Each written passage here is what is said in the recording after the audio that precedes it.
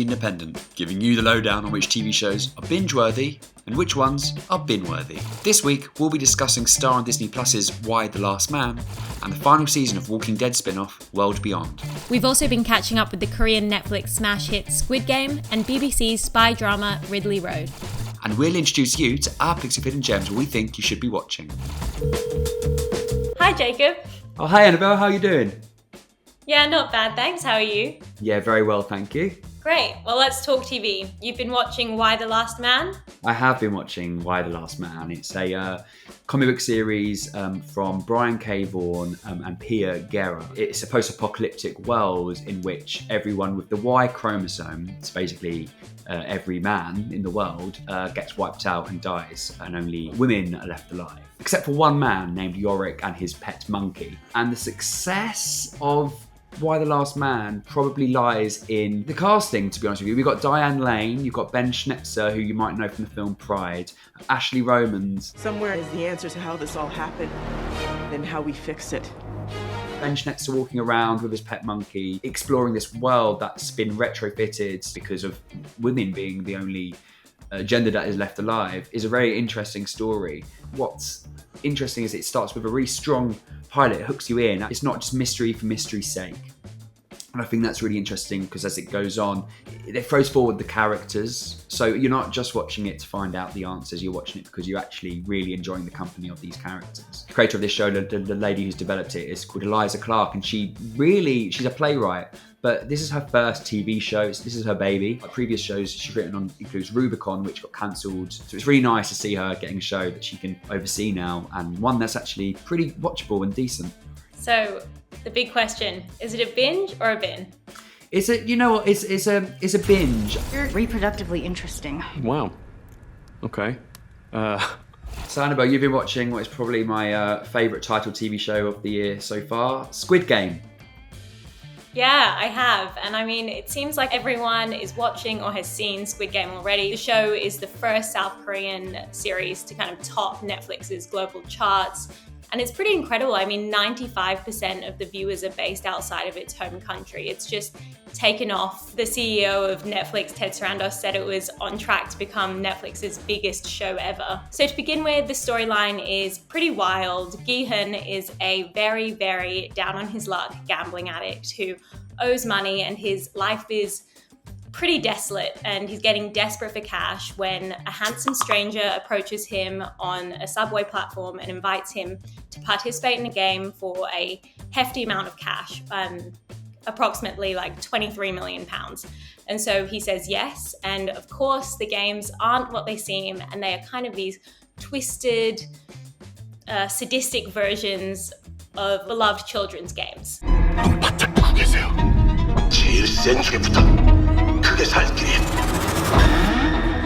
So if you die in the game, you die in real life. So yeah, it goes without saying that it gets pretty graphic, but I think the violence in it is always in service of the storytelling. And in the same way that we love to watch Quentin Tarantino films, in a perverse way, it's just fun to watch that kind of ultra violent TV. It's a big focal point of the show, but it's definitely not the main one. It never feels constrained by the concept. It kind of uses the deadly game idea to explore other more human stories. And I think that's probably mostly to do with the character building.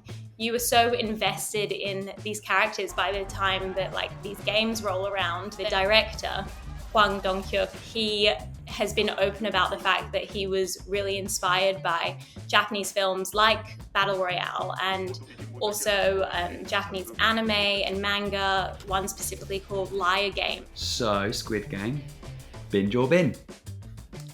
I mean, if you're one of the 5 people on the planet who have not seen Squid Game yet, Me. then it's definite. Yeah, you. You're looking at one of them. Well, yes, this is a direct order to watch Squid Game now. Yeah, binge Squid Game.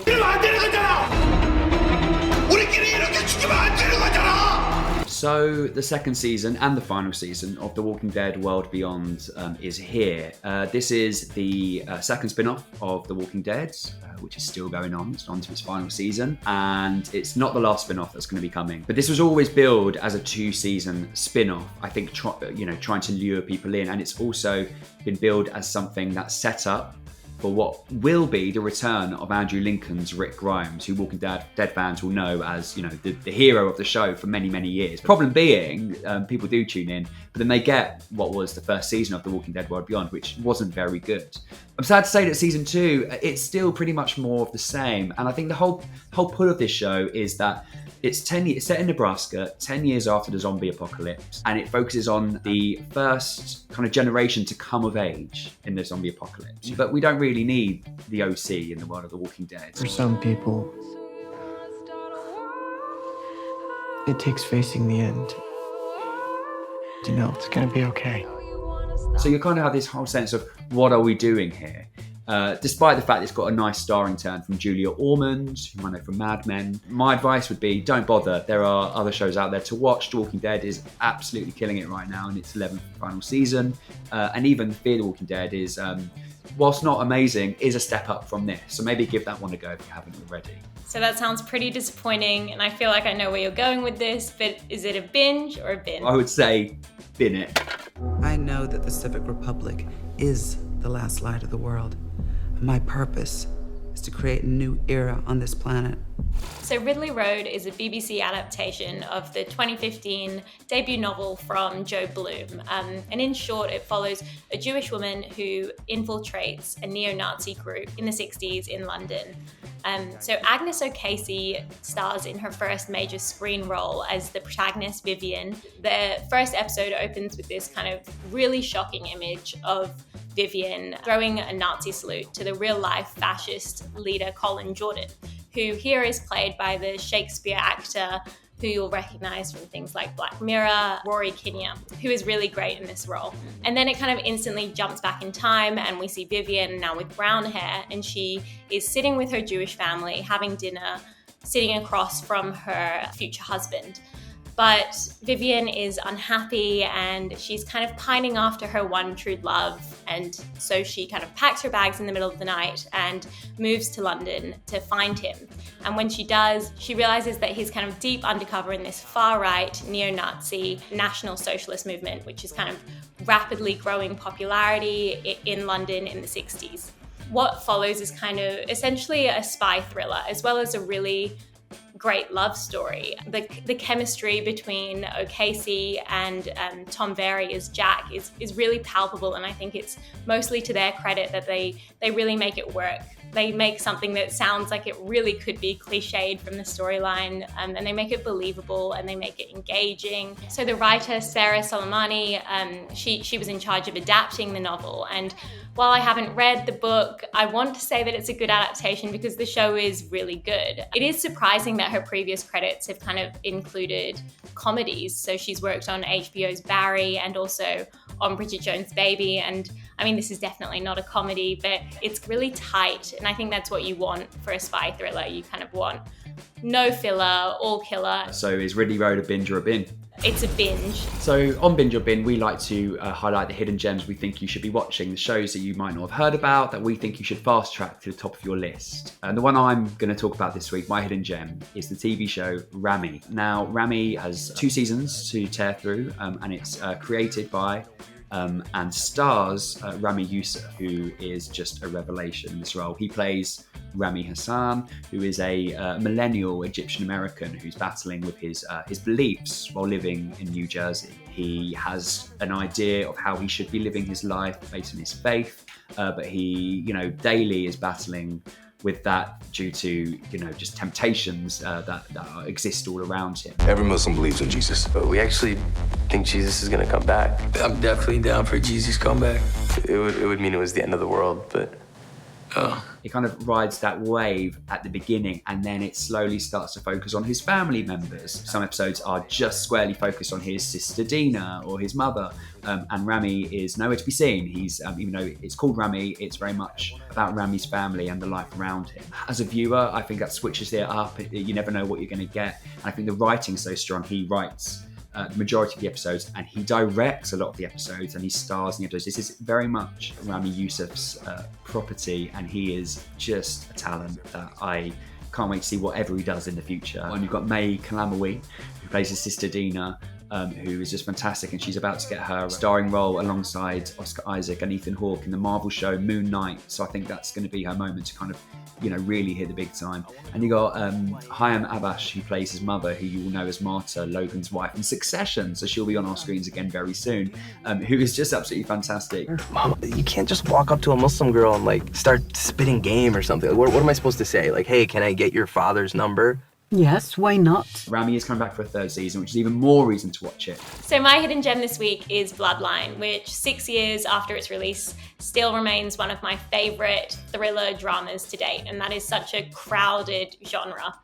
So it's really saying something. I think part of the reason is that its cast, which kind of features some of my favorite ever actors, the Friday Night Lights star Kyle Chandler, and also the Australian actor Ben Mendelsohn, who I absolutely love, is just superb in this. And also kind of the OG Carrie, Sissy Spacek, is in this, and it's just fun to see her on screen again. It's definitely one of those slow burners. It takes a while to get going, but I think if you're into that, like I am, it really pays dividends. You're so invested in the characters, and I think we think of thrillers as all action and kind of pace, but the slow pace really works in BLOODLINE. It basically focuses on the Rayburns, who are this stand-up, very respected pillar of the community family in the Florida Keys.